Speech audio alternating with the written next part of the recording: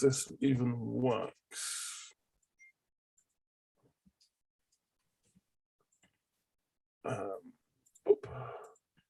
Start the clock.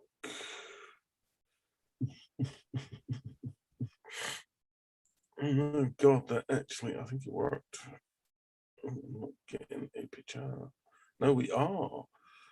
We are there. Let's start there. What's this custom live streaming service? It is YouTube. That's all it is. We're just doing it in a slightly different way today. Oh, but it's still YouTube. Up, yeah. Well, it's the same thing, Dave. You don't need Mike. Don't leave me alone. Ladies and gentlemen, welcome to the latest episode of the world's finest podcast. Yes, I bring you the glory that is the boys from Bossk, the hunters of stories like no other, the entertainers that were born talking stories out of their mouths. We spend each week hunting down the most exciting, interesting stories for men that should know better.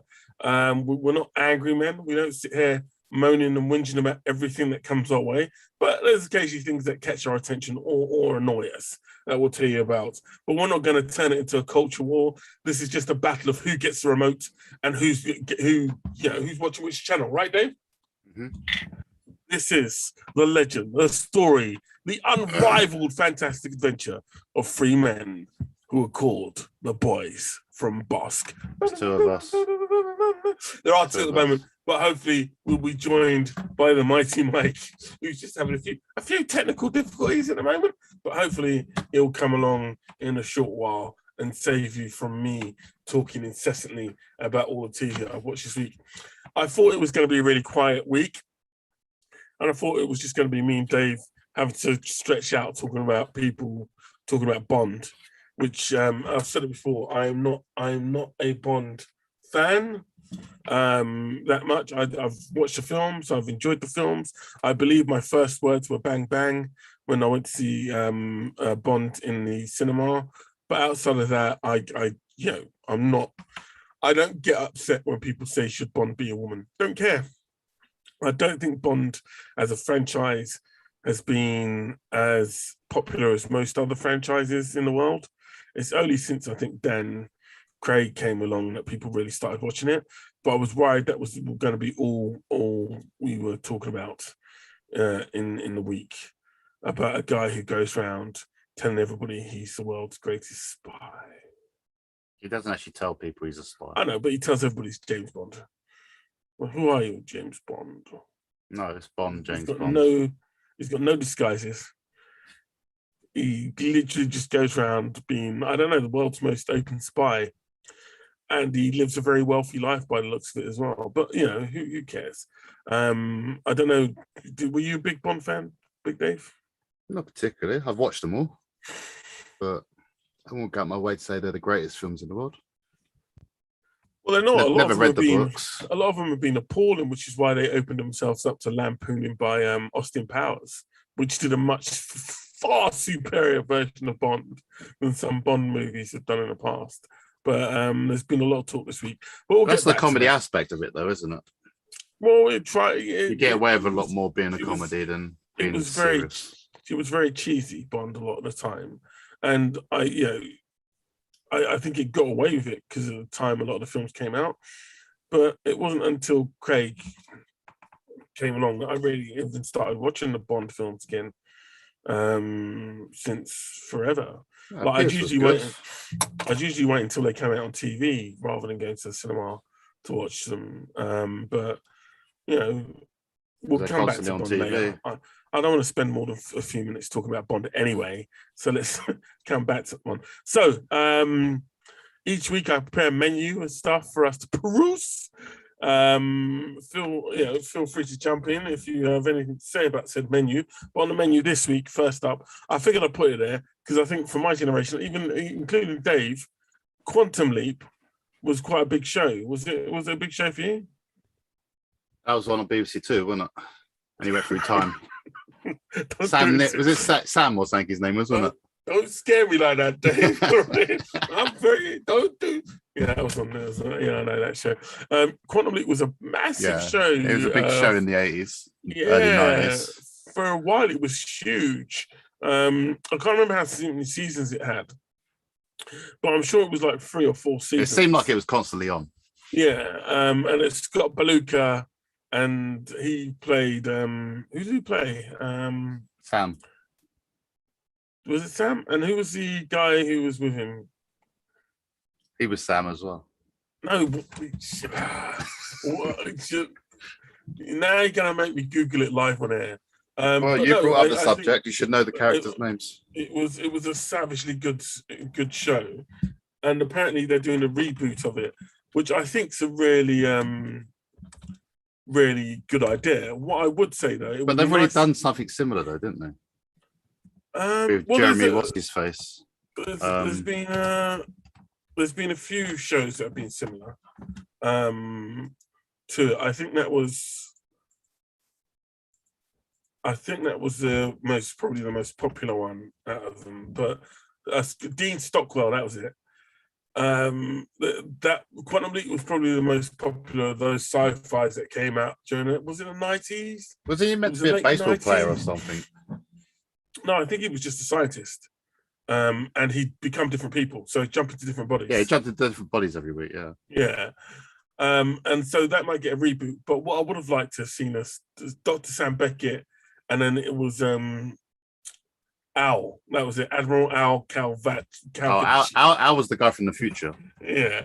And then he had the little handheld computer. Yeah. But it was which like we now call an iPhone. Yeah. It was there were sliders. That's the one I was on about. Yeah. Yeah, sliders. And I think there was another. Somebody already did a reboot of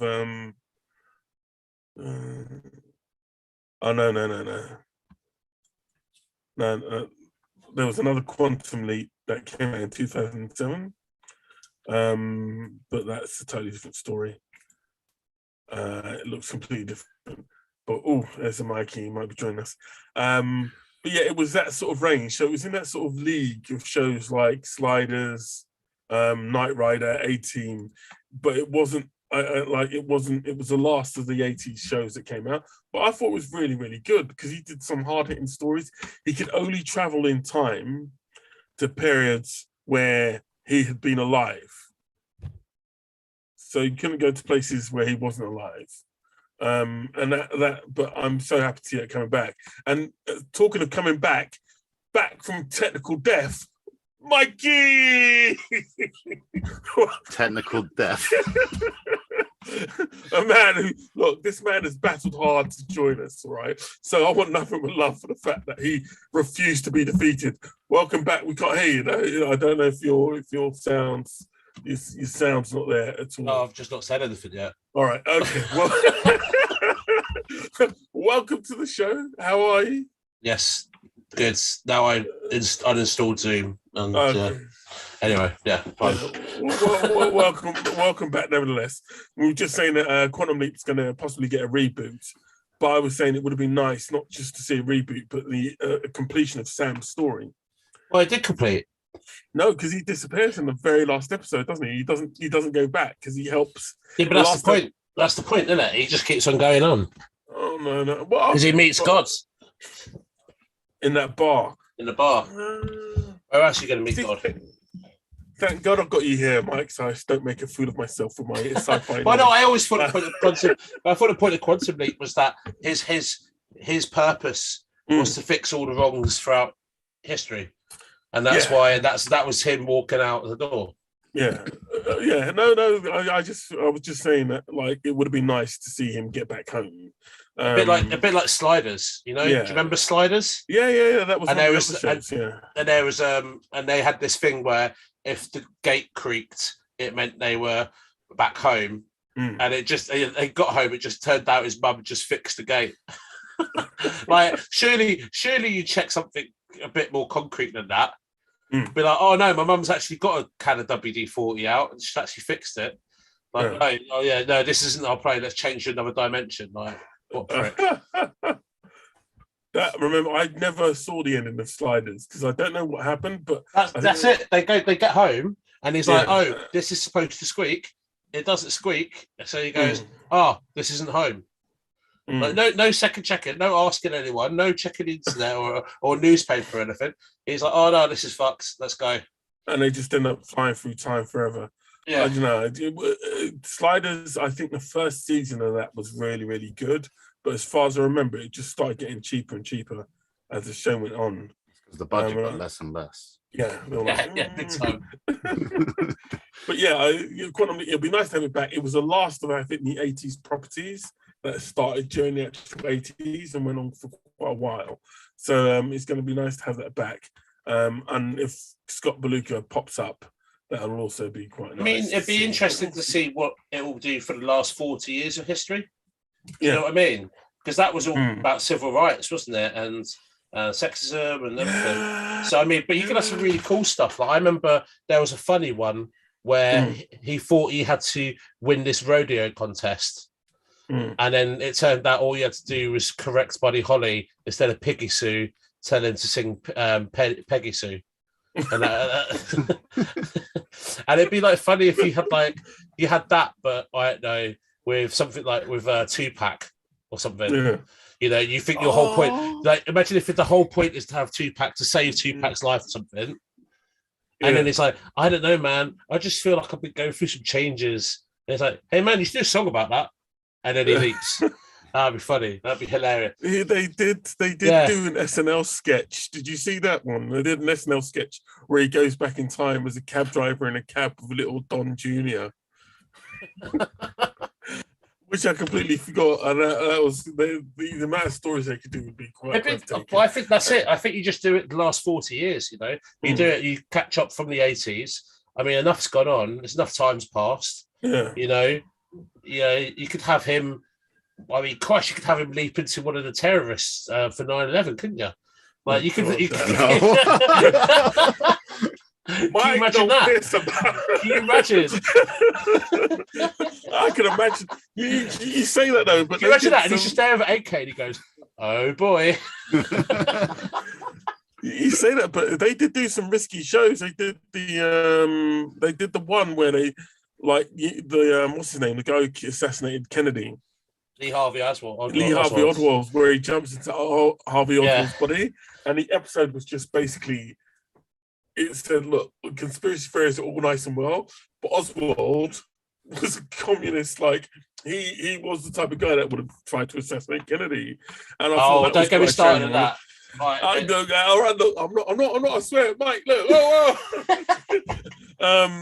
I've just listened to 7 hours of podcasts about Lee Harvey Oswald, so I've got that all fresh in my head. So yeah, that's 4 hours gone if we start talking about that. We need that for another show, but we're definitely going to talk about it though. But I just think they did do some quite brave episodes. I think. But there was the one where he looked into the guy who had Down syndrome. Yeah, and it was really sad. Like, it was like, because no one took him seriously, and he's trying to be really careful. And it was really sad. Or there was loads. It was like a Driving Miss Daisy one, wasn't there? Kind of. Yeah. As well, like loads of them. Like, I like it. It's one of my favourite shows. I love it. I was surprised when it actually got cancelled, but I guess a budget on a show like that would not have been cheap at all. Yeah, you've got to do it all in whatever time he jumps into. Yeah, that's all those cars are not cheap. But it'd just be nice to see Scott Bakula back on screen, because that's a man that I think he did Quantum Leap, then disappeared, and he popped up in a few shows here and there. He did Enterprise. He was good at Enterprise. Enterprise was meant to be like his big, this is a big return. And I think it only hit 5 seasons. Was it 5, 6 seasons? That one? Yeah, I think 5. Yeah. And just as it was getting good, I think, for me anyway. Because it was about to start using the mirror universe and all that type of stuff, and I was like, Yay. I think the problem is they almost went too bare bones with it. Yeah, because people, when they watch Star Trek, you almost want to be like marveled at the technology and stuff, don't you? Yeah. And this was very much. It looked like a submarine, didn't it? It was all like bulkheads and almost like ration packs and a chef. It felt it was very militaristic, wasn't it, as well? Yeah. So I'd say it looked very dated. As a show from the get-go, it looked no different. The special effects didn't look that different from Generation. Yeah, for Voyager, it was almost exactly. It was like it continued from Voyager. It was good. I like the stories were good in it, but I felt it never achieved what I thought it could be.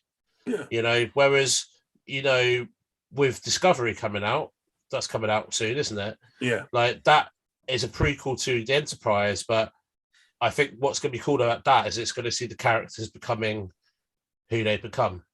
Yeah. And I really hope we don't see Kirk in that.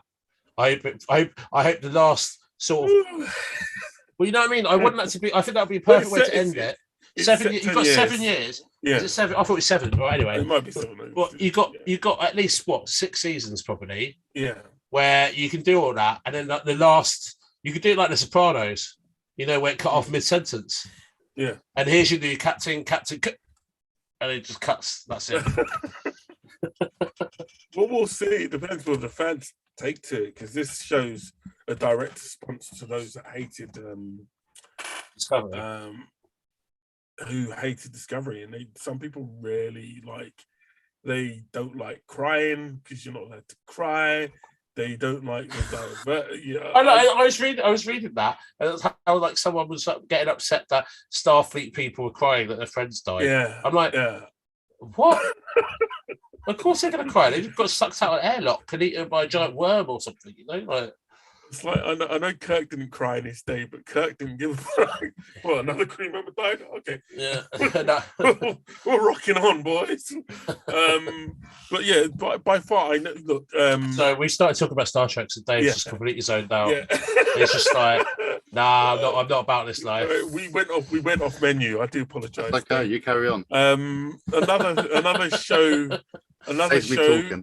Another show from You Are Hanging, aren't you, poor thing? Another show from the not too far distant past.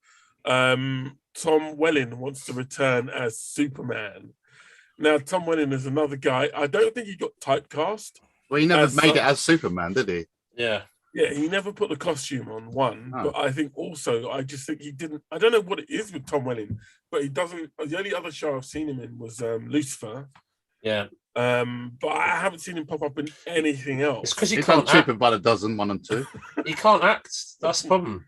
Do you really think No, because in Smallville he was just himself, I think, and I think, and then no, honestly, and in Lucifer he was like the same. He like exactly he had this one sort of monotone voice. I actually forgot he was in Lucifer. Yeah, and also like wasn't he supposed to be Kane? Yes. Yeah. I expected him to be a bit more angry.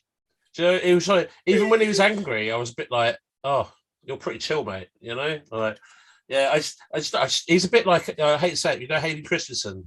Yeah. You know, it's just that.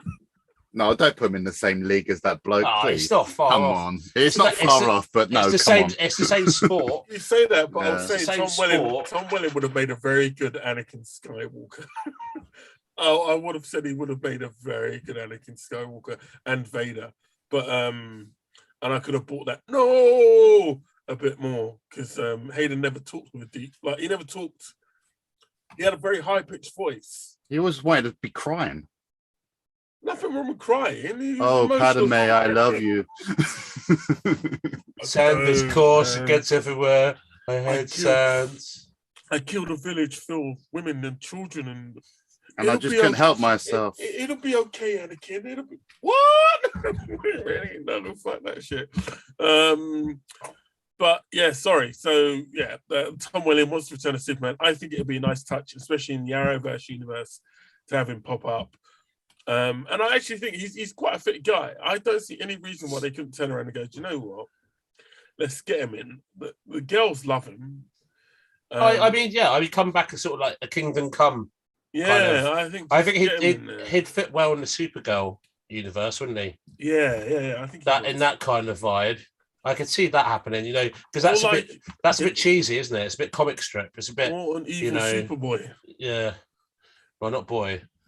Well, yeah, but even an evil Superman. Do you know what I mean? He could drop in and be like the Dark Universe's version of Superman or something. Because I think. But I've already got all that in the new show. You haven't watched it yet. No, I haven't. Thank you. Oh, what, Lewis and Clark? Yeah. I've seen that. That's the best one out of all of those shows. It's good. It's really good. And it's the best version of Superman for a very long time. Is that one on HBO in the States, or is it on another... HBO Max make it. Yeah. It's good. Superman's relatable, you know, and he's like the ultimate good guy, but by doing that, you know, he's like an absentee dad kind of thing. It's cool little take on it. I like it. Well, it reminds me. We'll talk about it later in the show, but I did watch the Justice Society World War II. I've not seen that yet. They're renting it for $1.99 on Amazon at the moment, so I paid that $1.99, and that was quite an interesting watch. But we'll talk about that later. Now, Batwoman, a much maligned. Oh, God, we're gonna lose a lot of viewers this week, aren't we? Batwoman, a much maligned and hated show by the YouTubers of the universe, is coming into its season 3. I can't believe it's not been cancelled, honestly. I can. I think although its ratings I cancelled myself on it after the I refuse to watch it. It's just so crap. Yeah, I didn't like the first season of it. I didn't like the second season that much. But the third season looks like they're doing what I suggest they should have done from the get-go. She's based in rebooting Gotham. It all? No, she's based in Gotham. Start bringing back the Batman villains. The problem with Batwoman, the series so far for me, has been that they've just done really bad copies of the Batman villains for the most part. And what they actually need to do is start bringing in some Batman villains, which it looks like they're actually doing now. And I think might actually bring this series into a better place. I just feel like the superhero TV shows have moved on from this Arrowverse bullshit. You know, like Lewis and Clark is good because it's got like an overwhelming story or overreaching story throughout the season. It's got you know, sort of not villain of the week sort of thing, but it has. Yeah. But when I was watching Batwoman, now I really like the comics. I think Kathy Kay's a great character. And then Ruby Rose ruined it for me. I was like, it just so boring to watch. She's the female Hayden Christensen. Yeah. Sorry, it's the truth.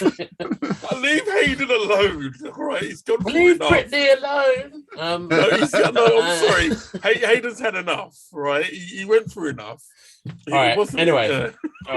So then, when the new series started with the new actress, I was like, cool. Hopefully this will be better. Hopefully I'll enjoy this more. And I just found it so cheesy, but not in a good way, but just in a really sort of like tacky.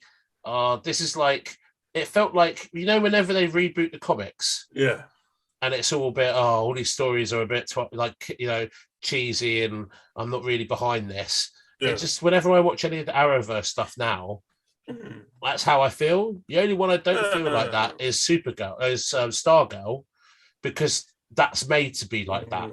It's made to be a bit tongue-in-cheek. I've gone off of Stargirl a lot. Your favourite show last week. Come on. And I may. It wasn't. I've never said that. And it may actually drop out of my regular watch list, just because it feels like it's going all Arrowverse, especially with last week's story. I don't care about Eclipso. I really like. It's a villain they use when they haven't got anyone else to use. Yeah, and I'm like, every time it's like, we need to do a Justice League story for 2 issues. Eclipso, do that. If you're going to use your base for a story as a small town, then tell stories that fit that small town. Okay, it's run into the cheesy atmosphere far too quickly. It dropped back on cheesy far too many times. And what everybody keeps doing the same thing they do in every other show. They get a problem. I can't talk to anybody about it. Shit hits the fan and goes, oh, this happened.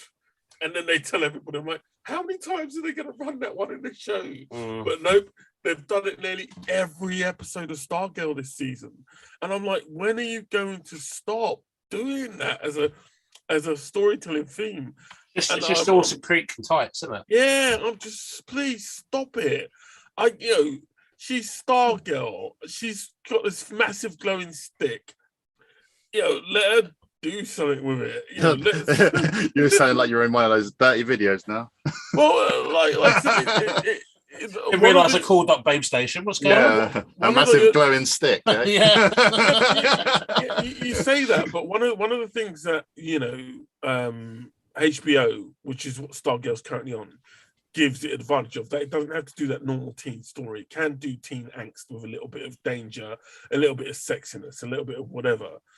But it just seems to be going down that Smallville route of like, we don't mention these things in this show, and we don't talk about that stuff. And Stargirls and like you couldn't tell there's any sexual tension between anybody in this show, but they're all horny teenagers in costumes running around in the middle of the night. I'm like, there's going to be something going on there between somebody in these shows. And I think Stargirl's just been really disappointing in a way that the first season wasn't, because it was about discovery. The villains were quite menacing. And it had something that it made sense that they were in a town. They were all there to run away and escape. But it just, I don't know, especially the last 3-4 episodes just dragged. I hope it does get better before the finale, but Jesus Christ, I'm like, no, it's not a show that I'm not very happy with it. But that's just me. Sorry if you guys still like it. Well, I've not watched any of the new episodes. So. I haven't watched it since the Green Lantern came. Well, please do watch it, because I want to know if I'm just going mad. But it just seems to be really, it's turned into a really bland show. I said that to you from the get-go. But I was just being a moany git. Well, no, you were just being a moany git. No, I just see it ahead. Right, Dave's getting proved right lots of anyway, back to Batwoman. They're introducing the major Batman villains, and I think it may bring the show back into contention. But also, like I think you said, Mike, I think it needs to, I don't know, it needs to give, especially as this is a new Batwoman, it needs to give her something that appeals to the audience, grounds her in the show, and grounds her in Gotham in the way that Bruce Wayne always was. And I don't think it's given it to her yet. And I really don't want it just to be another, please don't turn it into like a drug story that they seem to do with black superior characters all the time. That was why Black Lightning, I think, like, Black Lightning didn't have any normal superhero stories in it. It was always very serious, and it was about drugs and gangs, and that was it. And I hope Batwoman doesn't just become about that. Just make her into a good detective, and I think that you'll have something worthwhile watching. But we'll see. I like I said, I don't think I watch any of the Arrowverse stuff apart from Stargirl, which is not really Arrowverse. I think I've switched off the whole lot of it now. Yeah, I gave up on Flash a while ago. But it is a show for teenagers, so what I'll do is I'll try and speak some. No, let's go back in time. No, but it is for teenagers, so it might be interesting. You're not allowed within 100 meters of school, Curtis, so be careful. I'll find out what teenagers think of it at some point. Hey, kids, you want to watch some Stargirl? Yeah. No. You really think the kids are actually watching these programs? Well, they're watching people do the crate challenge on TikTok. You say that, but these shows are still pulling in viewing figures. Do you know what I mean? It's like people are still watching it. So because nerds like us that watch them. All right. Moving on to the next item on the menu. Another trailer was released. In fact, loads of trailers have been released this week, but this one in particular was for Venom. It looks like it's only going to be 90 minutes, right? And I don't know. It looks like it's going in that sort of Blade avenue where the bad guys and the good guys are very clear. They're not going to feed you much stuff in terms of background story, and they're just going to go for it. That's good. I want 90 minutes of action. Cool. Yeah. Make it like so. I miss action movies. You don't really see it in the cinema anymore, do you? No. Like an action movie, 90 minutes, boom, you're back in Wetherspoons for a pint next to the Shepherd's Bush shopping centre. You know, you know, how I miss those days. Yeah, I just sometimes you don't want to watch a 2.5 hour movie. Yeah, you know, you just want to watch something. Sometimes it's just too much now. Yeah. Well, I don't want to have to think about it too much either sometimes. I think that may be the shrewd move by Sony, because I think that also, like you've just said, people don't want to be out too long. So, you know, because of COVID and everything. So 90 minutes might be perfect for people. Pop in, watch it, head down a pub, then go home. Yeah. Last time you actually sat there and watched the whole 2.5 movie without going to the toilet, having a cat nap. I want to They're too long. Dave, I'm not being bad, but when's the last time you watched anything over 30 without minutes and didn't have a cat nap? Yeah, that's true. You don't want to know how many times I fell asleep watching The Foundation. Oh, don't. We'll get save it. We've got a lot to go. We'll get through before we get there. But are you guys excited for Venom? Is it on the list of things that you really want? I want to watch it, but I'm not watching no more trailers. Yeah, I'm not watching it, but I'm excited to see Carnage. Okay. I've always loved Carnage since I read comics. Always thought he's brilliant because he's like proper evil. You know, he's not just a supervillain. It's like this proper serial killer. You know, Ted Bundy. You know, with superpowers. You know, yes, I want to see him murder everyone. Okay. Well, I've never been a big Carnage fan, only because it felt like they created Carnage so they can move Venom into the sort of anti-hero area, which is where I think the characters actually struggle to make an impact a lot of the time. And also, I thought without Spider-Man, it was a bit weird. But I'm more excited about the second film than I was the first film. Yeah. First film looks a bit crap. Have they not told you Andrew Garfield's going to turn up? Andrew Garfield's denying this. Yeah, he's going to turn up as Spider-Man in this film as well. No, yeah. I've heard it's been denied. I've heard that there's no, and I doubt Sony would do it in a 90-minute film. No. Like there's just Andrew Garfield's like, I hope people don't watch Spider-Man when it finally comes out and get disappointed by the fact that I'm not in it. Because I think especially Garfield wanted to be taken seriously as an actor. Yeah, he's distanced himself quite a lot, hasn't he? Yeah, he hasn't done any sort of action films like that. Most of his films have been quite emotional, and I think he did that film where he got nominated for an Oscar, which is where he played a soldier that never used a gun. Hacksaw Ridge. Yeah, which I never watched because Mel Gibson directed. It's actually a really good film. And as I always say, fuck Mel Gibson.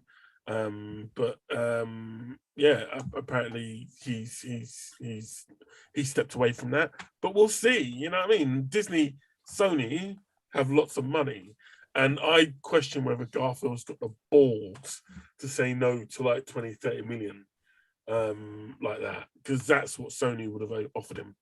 Because any film where you've got him and the rest of the Spider-Man gang is going to make $1 billion in the States alone. Thing is, though, that I can see his Spider-Man being in the Venom universe. I feel like that would be the natural place for him to be. And then it would make a natural thing of how Venom comes into it. As Venom comes in... Anyway, that's a whole thing. But I can see that happening quite obviously. I can see that happening. Well, we'll see, because Sony's part of it all is quite confusing. I know there was a poster of the original Spider-Man, Tobey Maguire's, in the trailer for what's the vampire one? Morbius. And then there was there's been reference to the Marvel Universe in Venom. So it's going to be quite interesting to see who appears in what and how that turns out. But Dave, you might be right. That's why Venom's being released.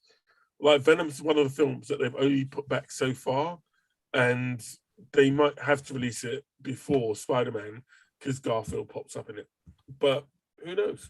Any number of things can happen. But Garfield so far has been denying any contact with Sony or Disney about Spider-Man.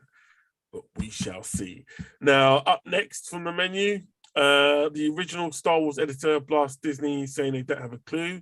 She also made a statement saying she cried watching the prequels. That's a lot of emotion there. And I'm not going to deny anybody the right to cry. I'm sure I can't remember how I felt about the prequels, especially Revenge of the Sith, after watching them at the time. I remember watching the first one, The Phantom Menace, and leaving the cinema going, what the hell's going on here? Wow. Well, I remember loving pod racing as a kid. So, but yeah, well, and in contrast to that, Mark Hamill said the prequel trilogy impressed him. I didn't hate the prequels, let me be very clear. I just thought it was very underwhelming. It was too CGI, I think. Yeah, to what it had been hyped up to, and where... Especially the second one. The second one's unwatchable. Yeah, the second one's... The CGI by the time you get to the last act of the film, you're so worn out from how bad the whole love triangle bullshit thing is between Padme and Anakin that they could have salvaged it if Padme was much more of a badass. And I don't know why they didn't do that. And I keep saying this about the prequel. They didn't have a Han Solo figure in the prequels. There was no sort of Han Solo. There was your Luke type character. There was your Obi-Wan. Well, Obi-Wan's literally in it. Yoda, all those types of characters. But you didn't have a sort of like a Han Solo cynic in there. And that to me should have been Padme. But she ends up being about, apart from that scene at the end of Attack of the Clones, where she gets on the plinth, and kills a few creatures and shows she's a little bit of a badass. Nothing else about her says that, and do you know what? I'm not. Let's not get into the prequels, honestly. But we'll do a special when Sonic L Star Wars comes out. Do you think that people will eventually see? There has been a tide of people changing their mind about the prequels. Do you think the same thing will happen with the sequels? No, because they're just cash grabs, aren't they? That's all they are. They're not made for any reason. I don't hate them. It's just that they haven't got much rewatchability to me. Yeah, I haven't gone back and watched them like I have with the originals. Yeah, like the originals, I'll happily. I'll watch Empire now. I feel like watching Empire. I have watched Rogue One a couple of times. Yeah, Rogue One. I watched that recently actually, and then I watched The New Hope straight after because it leads it straight into it, doesn't it? But and the Last Jedi, I've not rewatched, and I've rewatched The Force Awakens, and I've rewatched The Last Skywalker because I couldn't remember what happened. So I was rewatching only because that happens. The Last Jedi is the only one I've rewatched. Really? Yeah, it's the only one I've rewatched. I might need to. I watched them all during COVID because I was waiting for the new film to come out, so I thought I'd watch them all in the right order. That's quite interesting. I'd rather watch The Mandalorian again than I would watch just the sequels. Oh, okay. No, I don't blame you. I think the sequels. It's better Star Wars. Yeah, the original Star Wars had one thing that, in spite of sometimes bad script writing or stupid plot development, it had heart and it had love in there. Yeah. Whether it was Leia and Solo or Luke and his father or whatever, it had like a soppiness to it, a bit of heart to it. And I think the prequels are missing that, not because Hayden Christensen's a bad actor, but because some really bad script writing on Luke's part. The only saving grace is the third one, Revenge of the Sith. Yeah, absolutely. And I think especially the last act of that, or the last two acts, are absolutely brilliant. Mental, isn't it? Just that little moment when, sorry, we won't do this. We'll do a Star Wars special. I just think he's burnt to crap and he's crawling up the hill. Yeah, there's a soppiness, there's a love in it, and there's a little bit of that in the actual Revenge of the Sith, just in a way that Obi-Wan and Anakin are communicating. It's like two brothers who've completely fallen out, isn't it? Yeah. Whereas with the new films, I don't care what anybody says, but they really didn't give you a sense of Kylo and his relationship with Leia and Han. Yeah, but also the whole thing, their romance, Rey and Kylo's romance, was like it's like they thought about it at the last minute. Yeah. And they were like, oh yeah, let's do this. Finn was more in love with Rey. Yeah, that would make so much more sense. And not just that, they did Rey, by doing what they did, they made Rey literally, like they made Finn into that dude who spent, and I've spoken about this before. Do you know what? Let's leave it. She friend zoned him. We know. Let's move on. We will do a Star Wars special because I think it is worth talking about. But that it's hours of conversation there. Well, we could do that for Halloween when the Lego one comes out. Yeah. But we'll have to clear some time to do that because there's so much to go over. But I guess we'll do our own version of Star Wars. We'll remake it between the three of us. Right, moving on. Letitia Wright suffered an injury on set while doing Black Panther 2, and Angela Bassett did give an update. But all I'm saying, the only reason I put this here is, Letitia, please take care of yourself. All right? We've had enough tragedy around this one, and I think, and you broke a finger. No, come on. I know, but I just need to be careful. All right? I don't want it to turn into one of those, like they say, you should never say break your leg at a Hamlet or whatever. I don't want it to turn into one of those scenarios, but please take care of yourselves. But by all reports, she's okay. Now, the next section, we're not going to cover everything in it because there's just, I think, too much. All right, but Netflix had their fan event this weekend, so a lot of trailers dropped, and it was Tadum. What took place this weekend, and I think it was something in the region of like 30 trailers dropped. And even between that, I had to cut down and link in stuff that is probably the most interesting to us. So first off the list, obviously the new Stranger Things dropped. Are you guys excited? Yep. Are you guys excited about that? It looks like it's going to be a full-on ghost story. Yeah. It looks good. It looks a bit Amityville horror, Yeah. Last House on the Left sort of thing. Yeah. I think it'd be cool if it's something a little bit, maybe slightly different. Yeah. I just want to see where Hopper is in Russia. That's why. And why he's in Russia? It's like, what the Russians been up to? Yeah. And why is it? And then was that because he was gonna do Black Widow? It's just, but no, that does look interesting.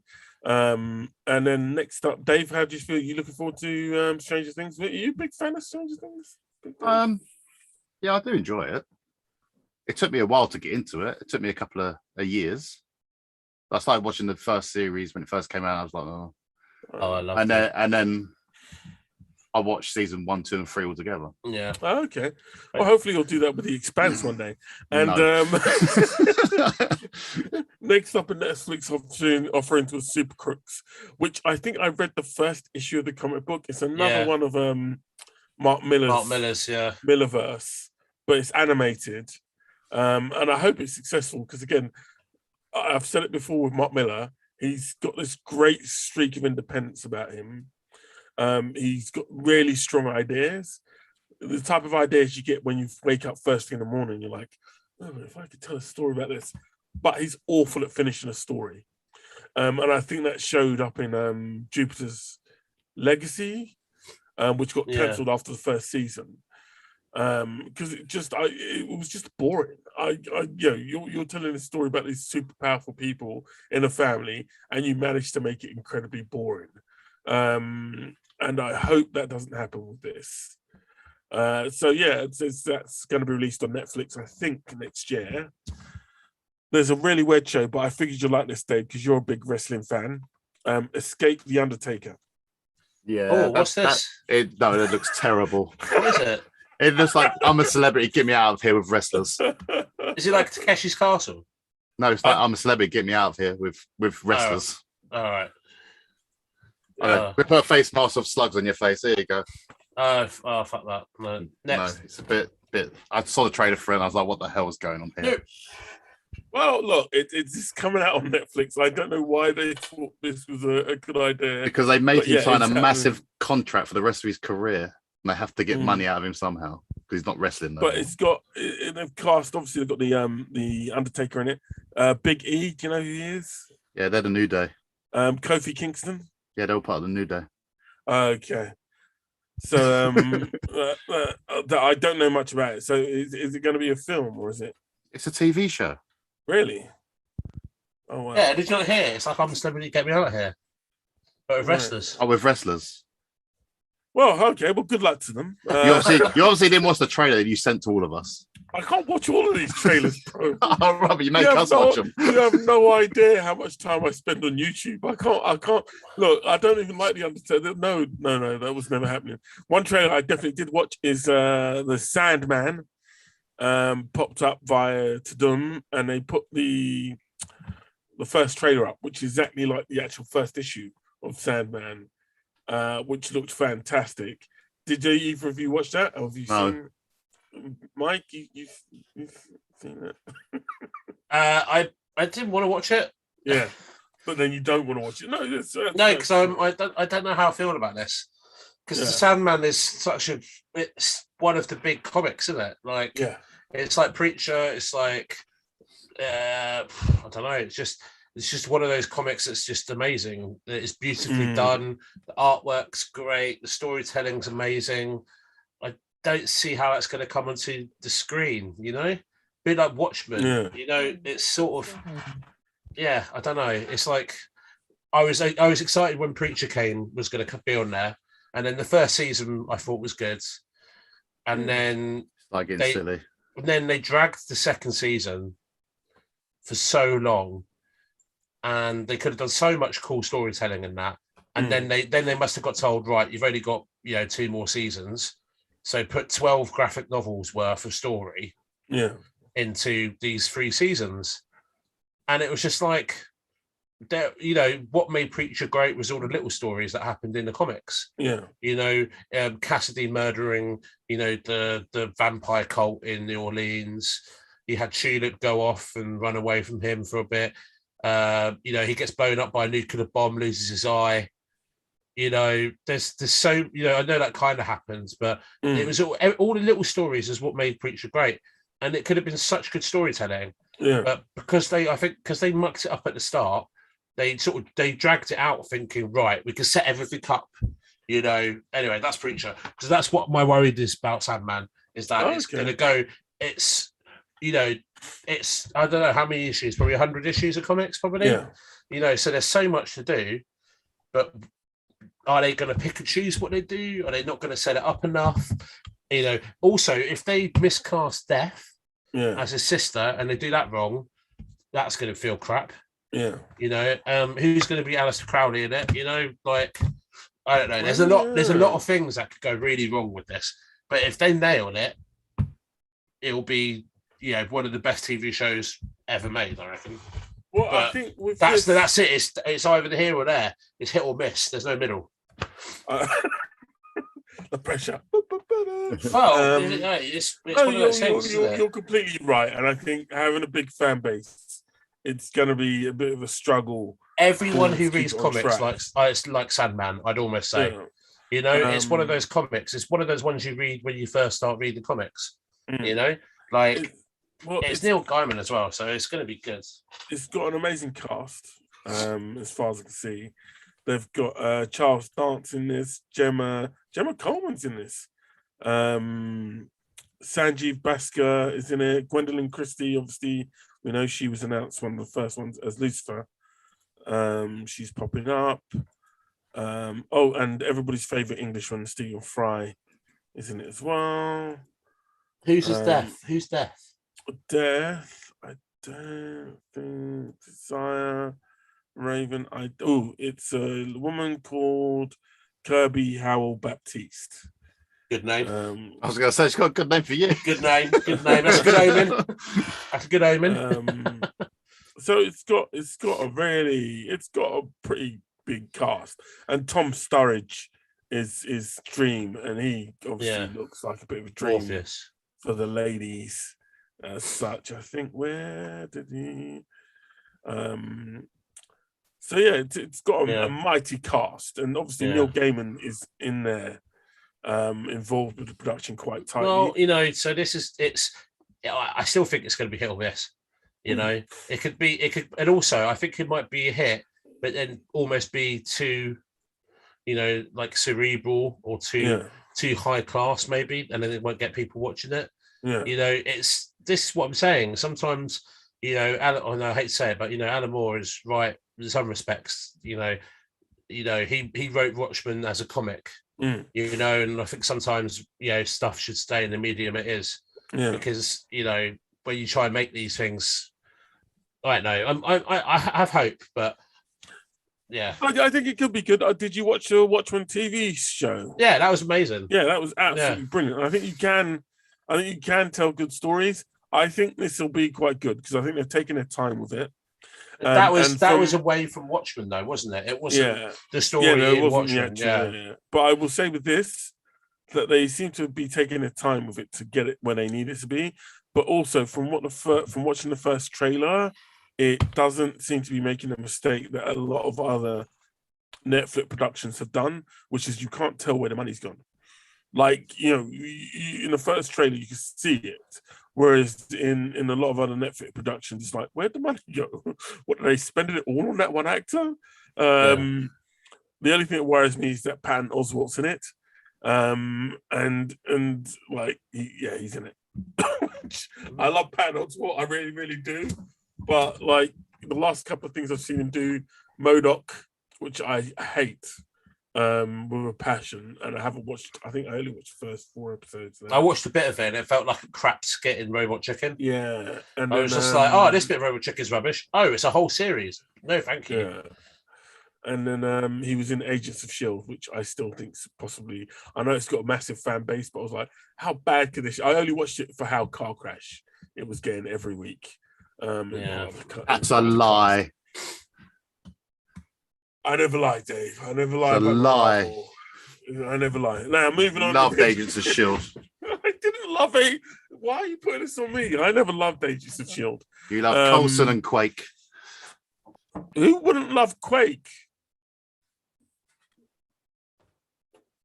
Everybody loved. Didn't you love Quake? She was fantastic. Acting. I'm not saying anyway. Moving on.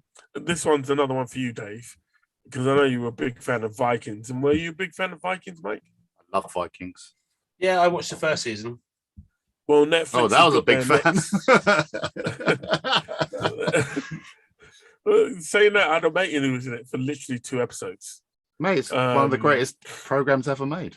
Yeah, the mate who's in it for 2 episodes. He literally gets introduced as I think the lover of some character, and then gets an axe to the head in the very next episode due to a jealous rival, which I thought was. That's how I like that program. There was always an axe to the head. But Valhalla, Vikings Valhalla, is making a rival on Netflix.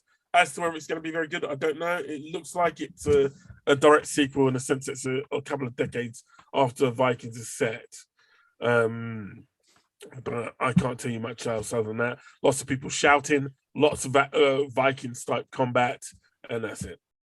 As long as they got all the great death scenes, it would be good. It looks like there's going to be a lot of great deaths in it. No, I mean like the way they kill them. Yeah, but I think there'll be a lot of that because I remember the first episode of Vikings, and that was, I think Gabriel Byrne just gets done in the first or second episode. But that was a great series to watch. So I'm sure it'll be great. I'm sure it'll be fine. But that's another big release from Netflix, which they announced on Tadum. Right, so I'm going to go through these next ones. Please stop me if you have anything to say about these next ones. But obviously they're going to be big releases.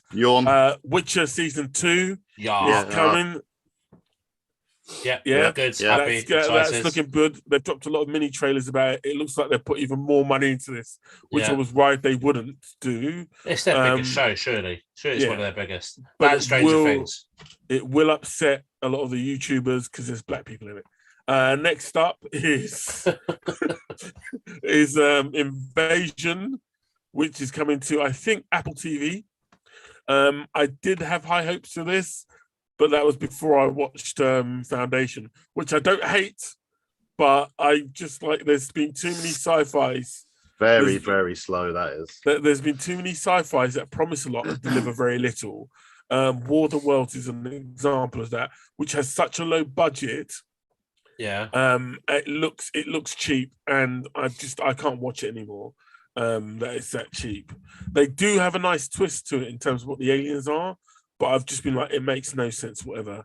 So I've stopped watching it. I may go back to it at a later point, but yeah, Invasion is Apple TV. Army of Thieves, which I wasn't excited about, which is the sequel to Army of the Dead, well, prequel to Army of the Dead. I wasn't excited about is it the Safecracker guy? Is that? Yeah. But that actually looks quite good, and the trailer was quite enjoyable. So I'm thinking, is that a TV show or just a film? I think it's just a film. Is it Zack Snyder? I don't think it's Snyder directing it, but it's just got that one character from Army of Dead, which everybody liked. He's only in it like 20 minutes, but hey, we if he's that good, we'll see how it goes. Extraction 2, which is a sequel to it was a huge hit for Netflix, which has got Thor. Chris Hemsworth Returning from the I don't know, some river. I didn't even make it through the whole of the first film. No, Really? is it no good? I just No, thought it was boring. it's just it's like a daylight version of John Wick. It's nothing like John Wick. Yeah, look. No. Let talk. Come on, man. I know. Don't go there. Please don't ever go there. Don't disgrace one of the best films ever made to something that's really shite. Right, okay. So lots of action scenes, a lot of hand-to-hand combat, a lot of long takes in terms of fighting, and lots of like random violence, John like really Wick, random please. acts of violence. So, and it's done by the same guys who made John Wick. But you know, that's that. That's gonna be coming, I think, next year. They put a teaser out where You told us to stop you. Just stop. Yeah. I forgot to mention it because I don't know why I put it in black highlights, but season 2, and I know Big Dave loved season 1. Tiger King. Never ever watched it in my life. I've never watched it either. Well, they're doing a season 2 of that. No, I watched the Louis season- Fury documentary, and that did me. That's enough. The season 1 was a huge hit, so they're doing the season 2. For people like you. No, only because it was lockdown. And people, it was because it's when lockdown first happened, and people were like, "Oh, what's this weird thing?"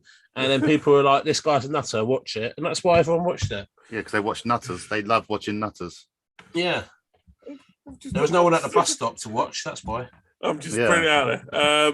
Then you also got now they're all outside the petrol pumps. It's the same thing. Yeah. Then you have the return of Cobra Kai. I think it's season 4. Next. It looks like they're going to do Next.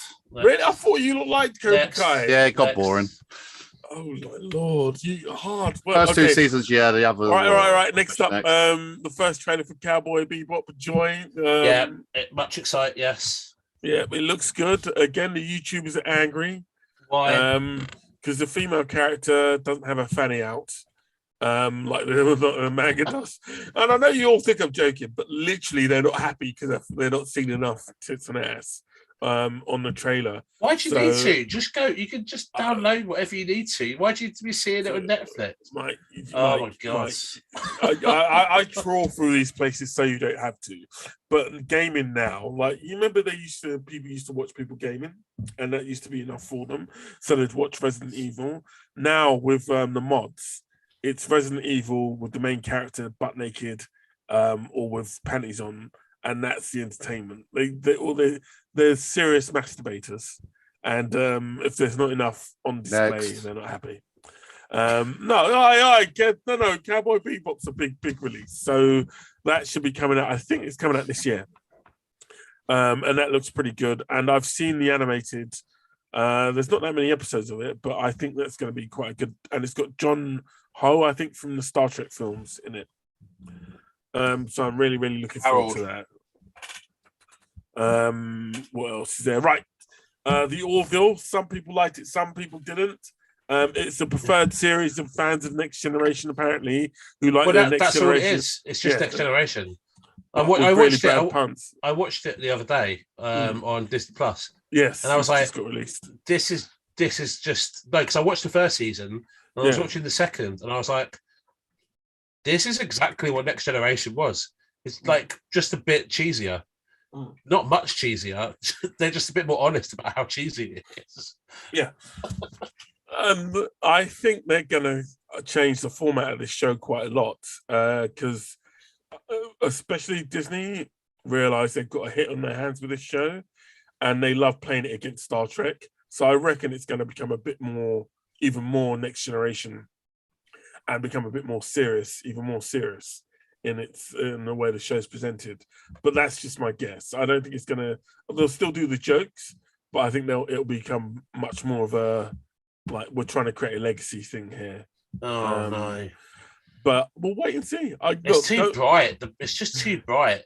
The costumes are just too primary colour. Like they're so in your face. It's like the green really hurts my eyes when I watch it. You know, just like why are these people wearing green? Like, at least with like Star Trek, it's like, you know, like a softer red and softer gold. Yeah. This one's just, it's like a primary school drew it in for crayons. I'll wait and see. I like the Orville, but I'm not a fan of it. But obviously, the YouTubers that hate Star Trek Discovery are like, "Yay, we love this!" So we'll see what happens next. But that should be with us next year, March 10th, 2022. Whether that comes on Disney Plus immediately, I don't know, but we'll see. Another revival. I don't know for a fact, Dave, you love this show, Teen Wolf. That's coming to Paramount Plus. And don't deny it, because I remember discussions with you where you said you loved this show. I did watch it. The original, it was good. Yeah, well, Teen Wolf's coming back. And then it got too stupid.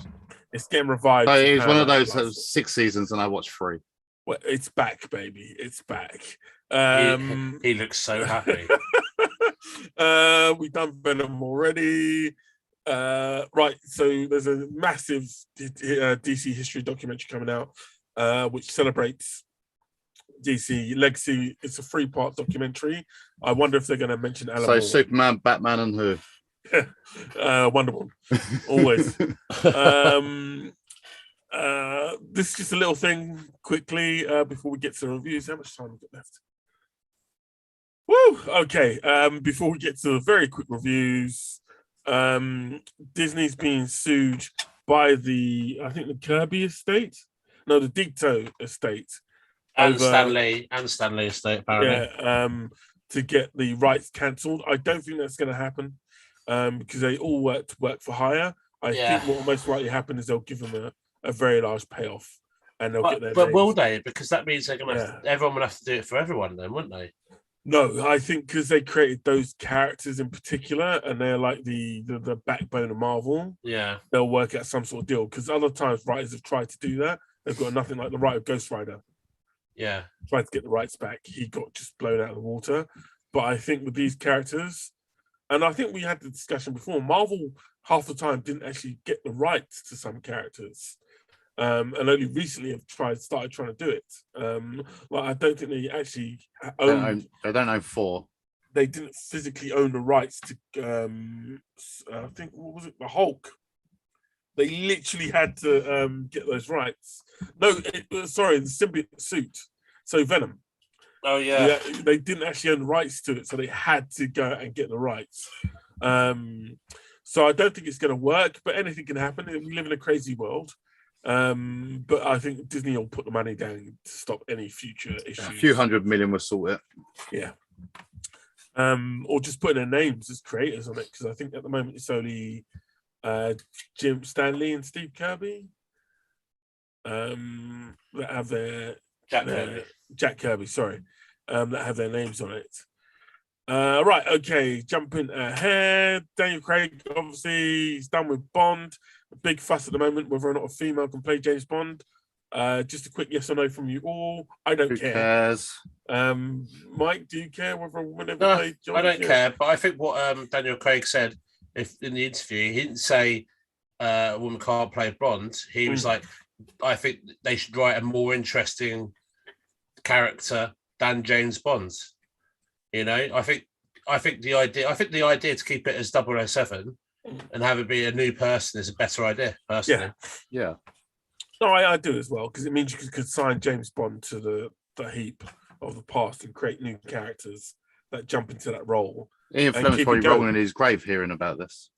He's got almost 70 years of stories of his character, and it's still not going to die. It's still going to be James Bond-esque. It's just you know, the era of James Bond is Jane Bond. Yeah, but I just have different stories with different people. I'm bored of the same stories. Well, Jane Bond would be really cool. His daughter, from one of the women he shagged from around the world, and he ended up having it. She didn't die. She just had a kid. He's sterile. He can't have no kids. I know he's only got one ball. That's not true. Let's not get it twisted. Because he loses a testicle in what is it? The first one, Casino Royale. Yeah. Does he? Yeah. Do you remember when he gets tortured? Yeah. Yeah, he loses the ball. No, I know. Did he lose it? Is that for certain?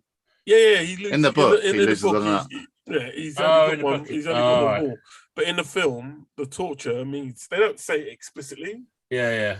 But he talks about, "Do you love what's left of me?" And right. that's a reference to the fact that he's lost. I just thought he meant he had a bit of a mangled cock. Same shit. We were gonna talk about Ted Lasso. We were gonna talk about Ted Lasso, but I think we'll save it until the season 2's finished.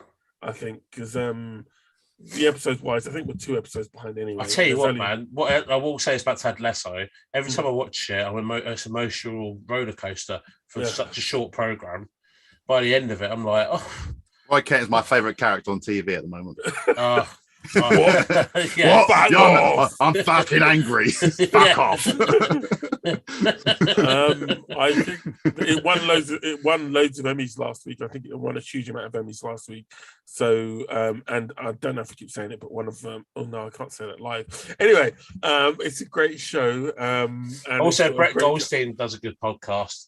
Films to be buried with. I've been listening to it for about a year and a bit. Yeah. It's a really good one if you're on a train journey. For once you finish listening to our podcast, obviously, he's got loads of. It's basically mostly British comedians, and it's a cool little game to play with your friends when you're at the pub. Just bring it up and play it along. So we'll do a big review of that when it reaches the end of the season. Yeah, definitely. I enjoyed it. I think it's been a breakout show for a lot of people, and although some people haven't liked recent episodes, I think overall it's still quite strong. So we'll talk about it at the end of the season. What if? I need to make a note of which episode it was. It was Party Thor. Yeah. I actually enjoyed this one. Yeah, I enjoyed it. It's just a bit of fun. It went back to the original one again. Yeah. It's like one story. What if this happened? Boom. Yeah, it was good. It was good fun, and it was what I said, isn't it? One thing changed. Yeah, and it was the outcome of that thing changing. I enjoyed it. Good fun. Yeah. I thought it was fantastic, and I think this episode is actually the Doctor Strange one, and this one I think they're setting up the whole Guardians of the Multiverse. Yeah, because they introduced the Ultron, Vision, Ultron. Infinity. Yeah. So I think that you might end up seeing the whole crossover begin now for the entire series. So that could be really, really interesting. But yeah, I enjoyed it. I love the fact they keep throwing Howard the Duck into episodes now. I don't know what it is, but Howard the Duck, they're gonna have to do a Howard the Duck film at some point. Because he's been in far too much now, and even people who don't even know he is. I'm going to say it now, Danny DeVito. Yeah. I could roll with DeVito on that one.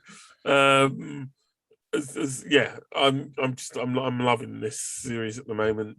It's getting a bit of flack from people, but I'm just like it reminds me of the comic. I'm quite happy with it, and long may it rain. Now, there's quite a lot of shows we've watched. We've already mentioned Stargirl, disappointing. The biggest release of the week.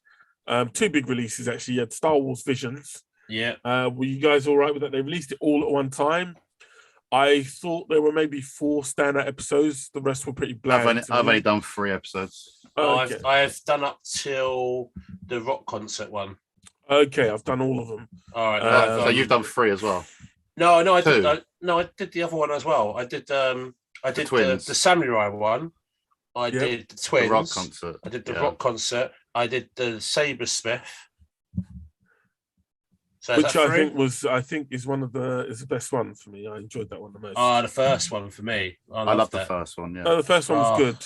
What was really weird is when I put it on, the settings on Disney Plus at first are set to audio Japanese. Was that the same for you guys, or was it? No, mine was English. Mine was dubbed. Yeah, so I listened to. I mean, mine was subtitles. Sorry. That's all right. No, mine the subtitles weren't even coming up. So really? I just watched the whole first episode with no subtitles in the Japanese. Mine was subtitled and English. Yeah, no, I just had it like that, and it was actually quite enjoyable. And like I said, one of the better episodes. But I think that episode and the Ninth Jedi are probably the best ones. Which one? The Ninth Jedi, which I think is the penultimate one. There's 9 of them, Mike. We've only got quarter of the way through. All right. Didn't realize that was that many. Yeah, I've watched all of them, and I think there are peaks. There are some ones which are just a bit. I don't know what the point of even doing them was, but it's just fun. I don't think you'll see. Oh, the Ninth Jedi. That's the Sabersmith one, isn't it? Yeah. Yeah, no, I watched that one. I think like those ones that was a were good twist. That was yeah. good. The Village Bride. I'm just looking on it now. Yeah, that one's a decent one. Yeah, I mean, the only one that was a bit weak was maybe.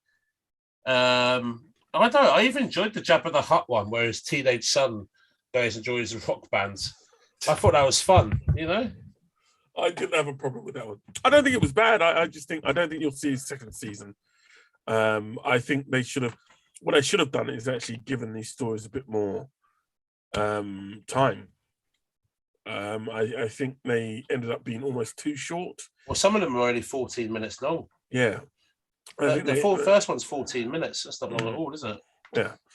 I think they're almost too short, some of them, but they were very exciting at the same time. So I was pretty happy with Visions, but I don't think we're going to see a second season. And if we do, they need to give it a bit more time to grow, like they did with What If.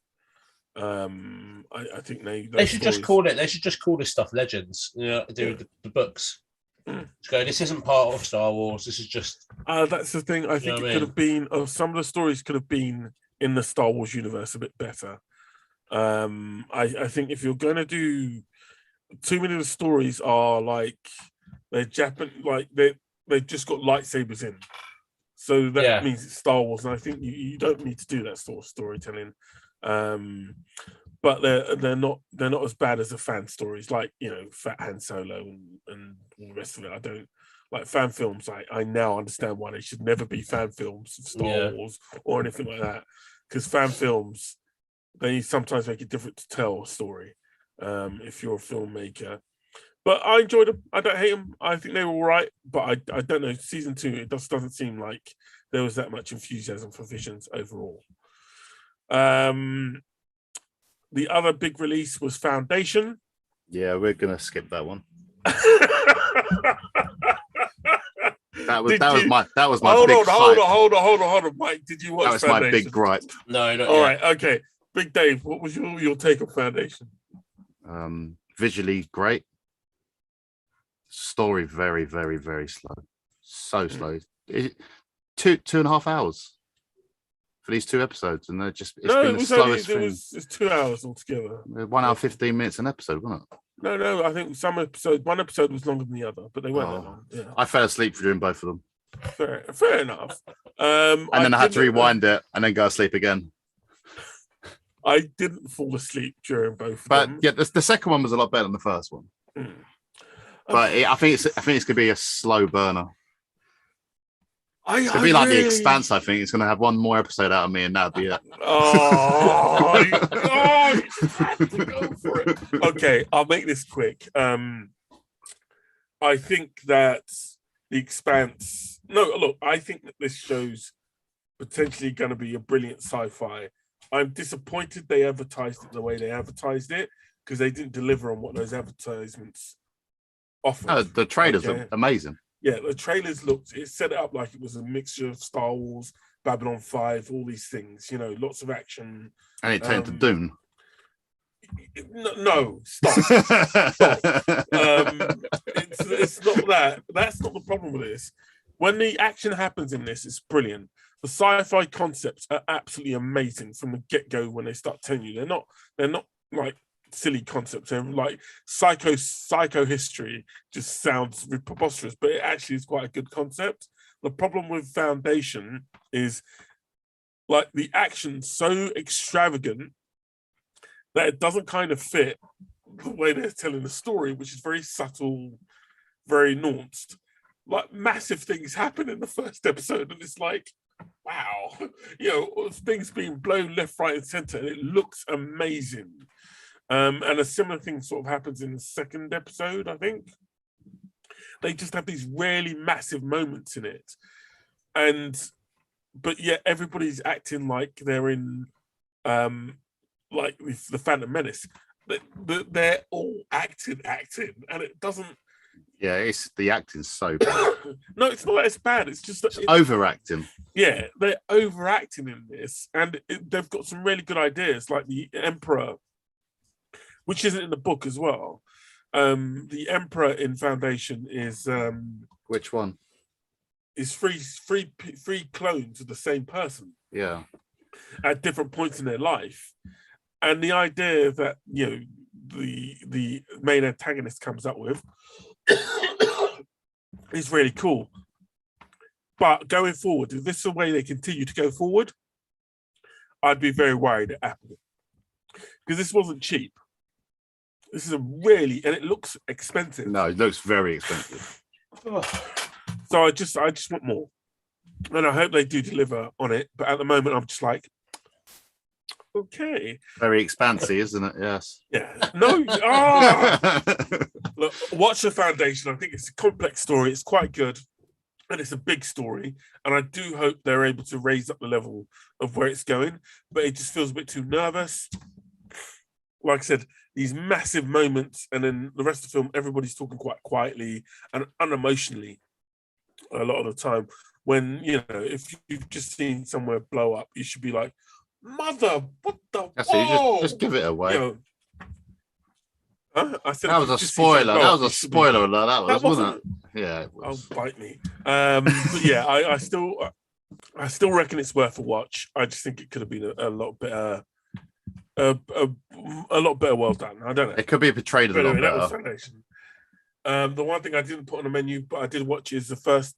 Is it 3 episodes of Why the Last Man? Yeah, I watched that. And did you watch that at all, Mike? That's on. No, not yet. No, I like the comic though, so. It's so far a good story, a lot of tension, and I put that on my top watch for the week, if anything. But yeah, Foundation, it's still got to grow on me, but I'll see how it goes. Next episode's out on Friday, so we'll see. It's kind of weird how something that we didn't know was coming out was better than the thing that we wanted to see. Yeah, they didn't do a lot of advertising for Why the Last Man, did they? No. Really? I didn't even know it was coming out. I literally turned it on to watch Star Wars, and I was like, "Oh, what's this?" I think because a lot of the advertising for it's being done in the States and online. I don't think Disney quite knows what's coming out until last minute, and I don't know why. It might be because they've got a deal with somebody else, so there's last minute bidding going on. But Why the Last Man should have been promoted a lot more. Even on Disney Plus, I don't think I saw any advertising for it until it actually came out. So, but yeah, I'd say watch it. I enjoyed it. And I did enjoy Foundation. I just think it needs. The only thing that ruins it is that fucking monkey. I love the monkey. What the fuck? It's always the same. You hate the weirdest things. It's those bloody monkeys. But anyway, and what else? Did you guys watch anything else? I know, Dave, you watched Young Rock. I watched the whole season of Young Rock, yeah. Jesus Christ. Mike. Sometimes you need a shitty comedy in your life. Was there anything you watched, Mike? I've caught up on Only Murders in the Building. Okay. So I watched that as well. Up to date on that now. I like it. It's charming. It's what I love about how Steve Martin has just not aged. Yeah. He just got old and stayed old from he's wearing a rubber mask from the 80s, isn't it? It's mental. I think everyone's fun in that. It's fun trying to work out who murdered him. Yeah. I enjoyed that. I reckon it's gonna be Martin Short. Oh, for the podcast. Yeah. I like that. And then I watched Stumptown. I haven't watched that yet, but because I watched the first episode of first season a long time ago, and then I kind of forgot about it. And I liked the whole Private Eye thing. Okay. And Robin was the favourite one I liked out of How I Met Your Mother.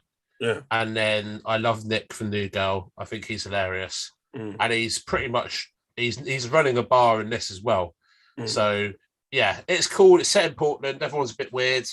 You know, she's a bit fucked up. Private Eye. You know, he's a bit of a crook. I don't know. It's just I've watched 3 episodes so far, and I'm enjoying it. Well, that's hopefully that'll get revived by Amazon, because I think they've got that only got one season so far. Yeah, I enjoyed it. It's good. I'll give it a shot. It popped up on my list, but I haven't watched it yet. And I think that's it. Did I mention I watched Justice Society World War II? Yeah, you didn't say what you thought about that. It's available to rent $1.99 on Amazon. It's worth watching. I think DC's reset their animated universe. And this is like the second one. The first one was Superman, Man of Tomorrow. And this one's like the new Flash going back into another universe. I think Earth 11 or something. All right. No, Earth 0. And the story's just him meeting some characters and getting inspired. But it was all right. I enjoyed it. The animations, DC animation, it's all right. And Wonder Woman in it's fucking brilliant. I do love Wonder Woman who's just like, who are you? Like Arnie. She's like Arnold Schwarzenegger, but from Periscara. And it has some nice twists on established characters as well, which I quite like.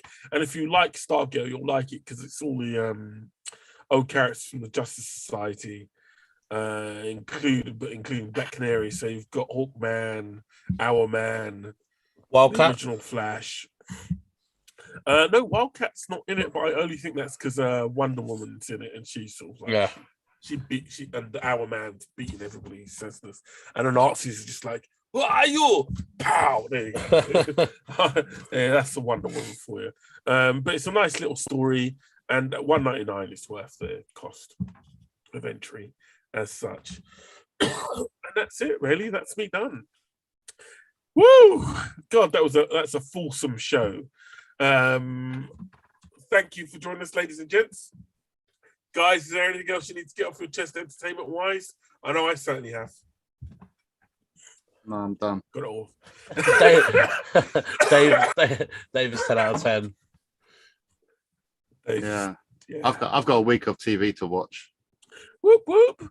But that's what we're here for. We're here for you. We'll put ourselves through it so you don't have to, just in case it's bad.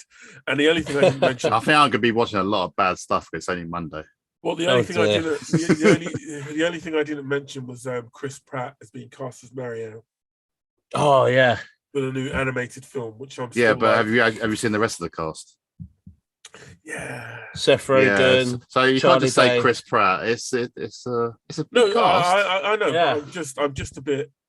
I'm like, I reckon it might be good.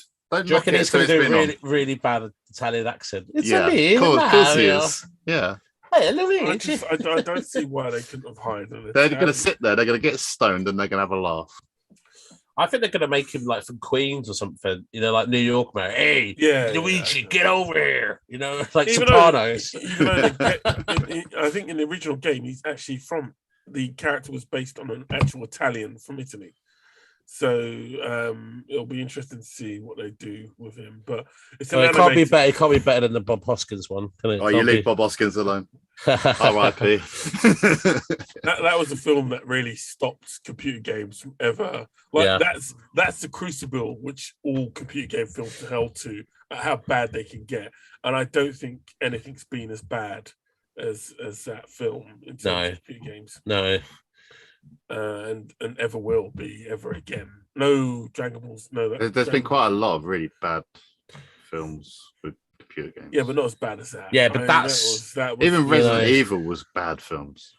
Yeah, but I mean, no, they kept making them, so they can't have been that bad, can they? Yeah, that's only because her husband owns the bloody film company. No, I'm not having no, you can't have it. You can't have it both ways. People watch the Resident Evil films. It has a massive fan base. That Mario film does not.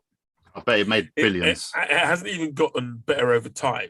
Like it's not like you look. Well, it's not going to get better over time, is it? Well, some films do. It was a bad '80s movie. It's going to be even terrible now. No, I just think it was. No, it's shit. Anyway. This was another episode for the boys. This is another episode. I can't spend time talking about Mario Brothers. I'm like, it's such a bad film. Ladies and gentlemen, it's another episode of the Boys from Bossk. Guys, thank you for joining us. I know it's been a rough day, but we made it and we've done it and we do it for you guys. Any comments or questions, please send it to, I think it's Big Dave at thenewestablishment.co.uk. Right, so send him any emails. Or Oh queries. yeah, send me the emails, not you. Yeah. Oh, I've got enough work to do. But send him any emails or queries to bigdave@thenewestablishment.co.uk. We'll be back next week, hopefully, or the week after. Hopefully, we'll be back next week at some point with another show for you, with more news and information coming up. I hope you enjoyed all the stuff we spoke about.